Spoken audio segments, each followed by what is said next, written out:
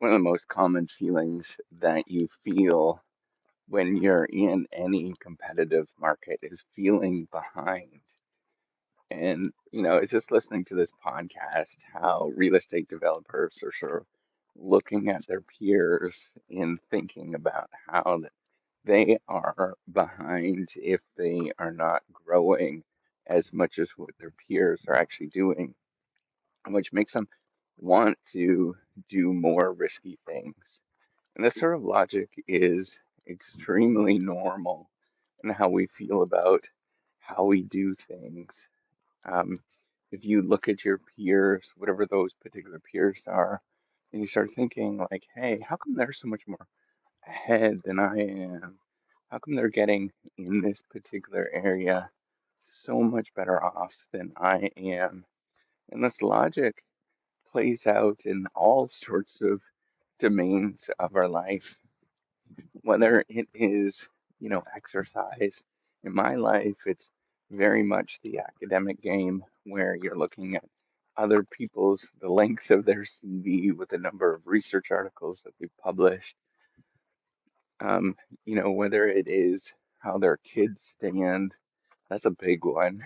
Um, you know, whether it is early on, whether you have bought a house or they have bought a house and you haven't, or they bought a car and you haven't. Like all of these kind of things in our life, we sort of look at these peers and we think about, um, we think about ourselves in comparison to them, and we do all sorts of behaviors.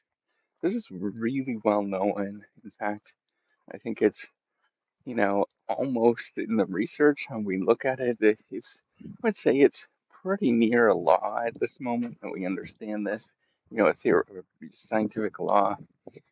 And I just want to say, I want you to put your blinders on and start being okay with being behind. Because what you're not seeing, what you're not hearing about, A, is how those people got to the certain stage of where they actually are. You never see that information. You don't know that information. It's not clear. Excuse me. Sorry.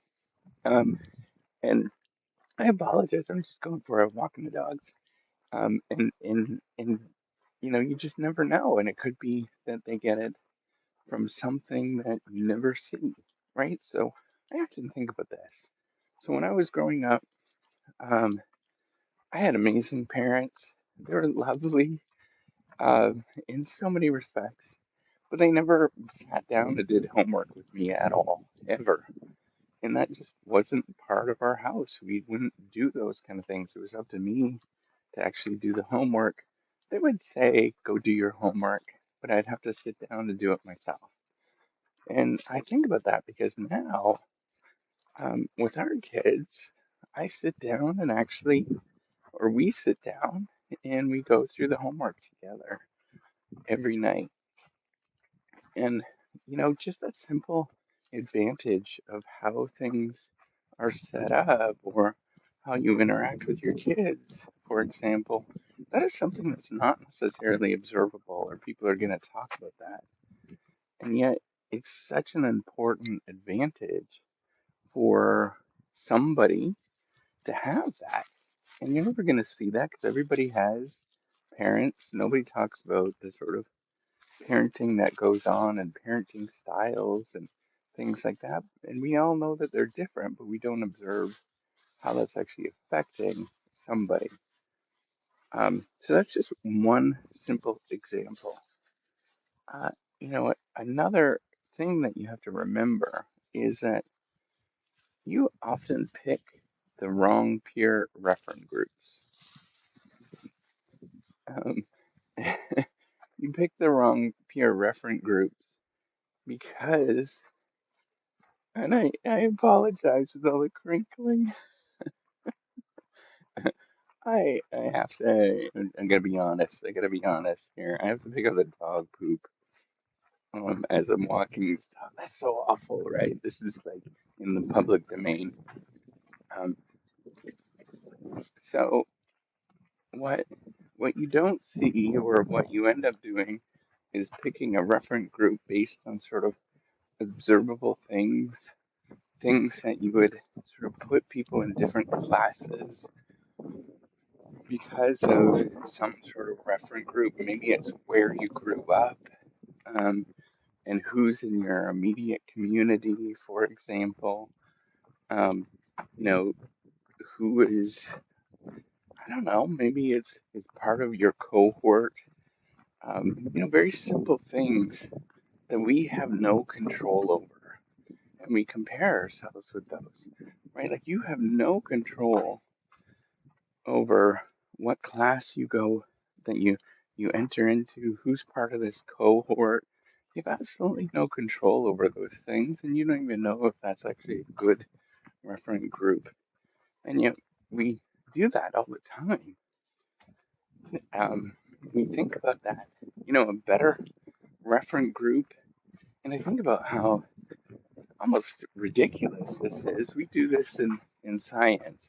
What we do is we control for 16 different factors to find a reference group, and we compare against that reference group.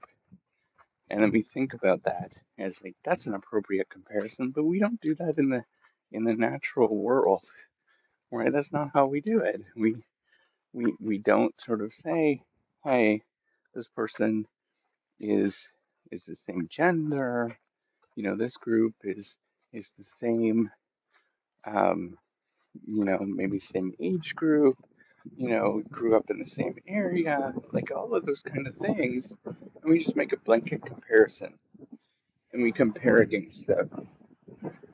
You know, that is such a bizarre thing. And we know that's wrong. It's correct. And yet we do it anyway. This is something of a rigmarole in this podcast. We know it's incorrect, and yet we do it anyways. I want you to sort of take a step back, and because of all of these sort of limitations that we do, we should never be making a comparison with others. This comparison really goes making sense in terms of who individuals are, how we're actually comparing against them. I didn't even talk about the sort of process that how we compare, but all of these kind of things, we should be just stuck in our own little world and doing our own little thing and being okay with who we are. So that's why, if you can practice, I know it's very difficult to not pay attention to other people. I'm absolutely aware of that because it's human psychology to pay attention to other people and compare against them.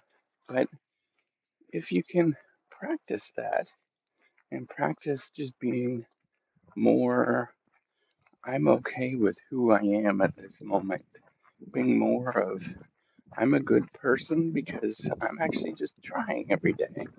Or, some days I don't feel like trying. Some days it just doesn't work out for me, and that's okay. And, you know, all of those things. Or, I just don't have the energy today to do anything, and that's okay too. And I want you to sort of take that step back and think about, what does it mean to be you, given who you are at this moment, and just be yourself. Be okay with you being you, and realize that the world doesn't is not going to recognize that. That's okay. They're not going to understand who you are, and that's okay. I think we need to sort of take a step back and think, how can I be myself? How can I be okay with where I am at this moment and take these steps forward, regardless of what those steps look like, how they feel, what other people think of me, and just take these steps and just know that I'm okay. And whatever those things are, that's just a beautiful moment. I think if we sort of sort of getting out of our head and comparing and just start saying, hey, I'm okay at this moment. Things are okay. I think we'll end up doing much better as individuals. Anyways, that's all I wanted to say. All right, take care and have a